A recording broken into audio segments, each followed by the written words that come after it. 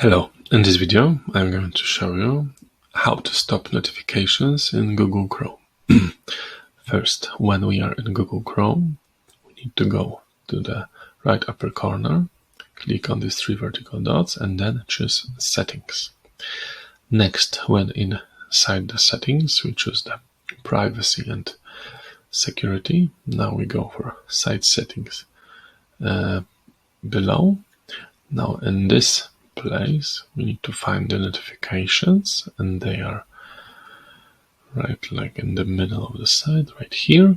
And here we have three options. Sites can send notifications, they can try to make it quieter, or you make them don't allow to send notifications at all. So you have to pick one option and just quit this place, and that's it. Make sure to like and subscribe. Bye.